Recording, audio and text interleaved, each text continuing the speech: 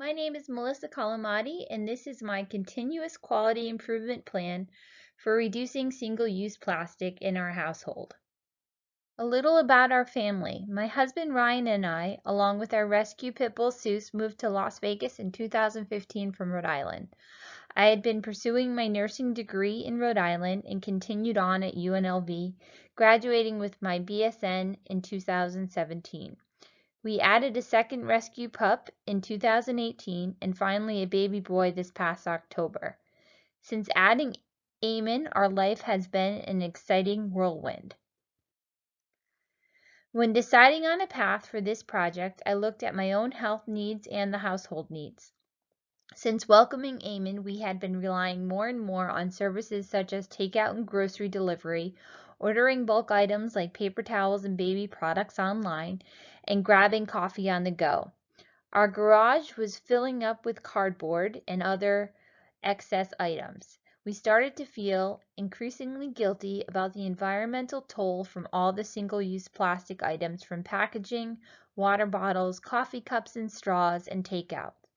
With this in mind, a goal of reducing our single-use plastic consumption was formed.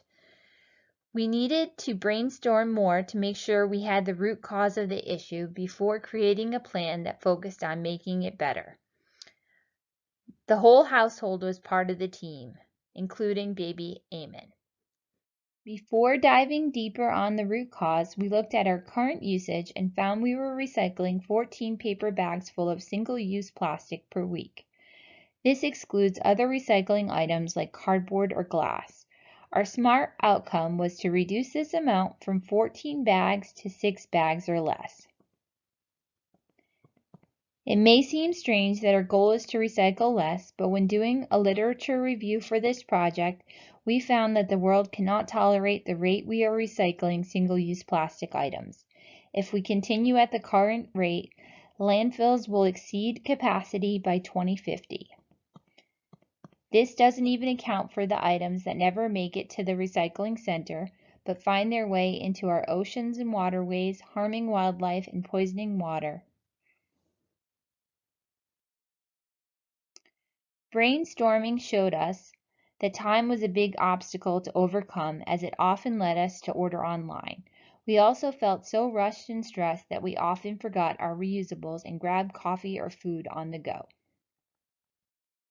Since the biggest factor seemed to be time in the chaos of having a baby and 2 energetic dogs, we decided to plan for the week on the weekend when Ryan was home and things were a little less busy. We decided to try meal planning on the weekend and doing one big shop for what we needed. This would eliminate ordering takeout and supplies like groceries online. We plan to get our reusables back in the mix and replace single-use plastic items like Ziploc bags as they were emptied. The change idea consisted of 4 steps: meal planning for the week and purchasing all needed items, prepping the coffee bar each night so we didn't forget our reusables, filling out reusable water bottles ahead of time so we can just grab them from the fridge for the day, and keeping the reusable produce bags and totes in the car so we can grab them before entering the market.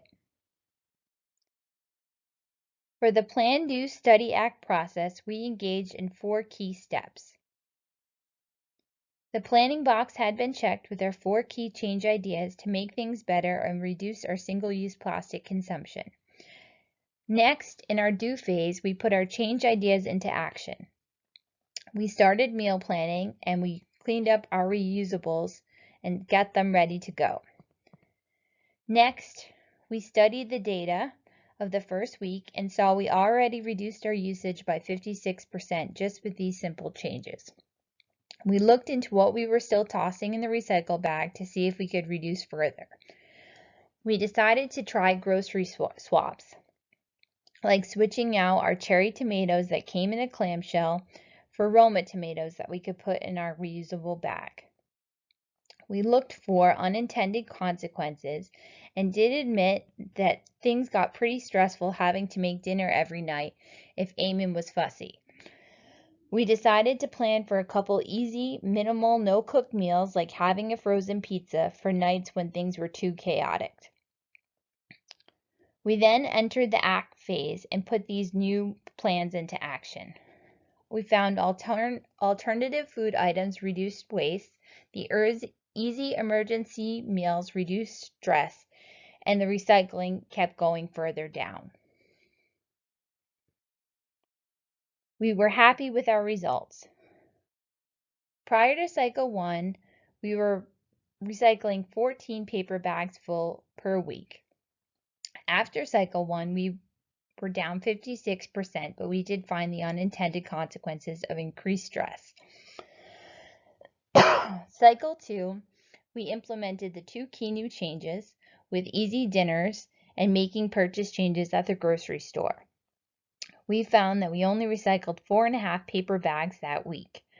For our final cycle, cycle 3, we only had 3.5 paper bags full of single-use plastic recycled, a 75% reduction. However, it should be noted that this cycle week we were in lockdown mode from the coronavirus, so Ryan was working from home. Here is the data for weeks 1 to 3. You'll see we only exceeded the upper control limit on day 1 of week 1, which we attributed to our first foray into meal planning. By week 3, our recycling numbers were consistently down, although this was the point Ryan was working from home. Still, we're really happy with the results.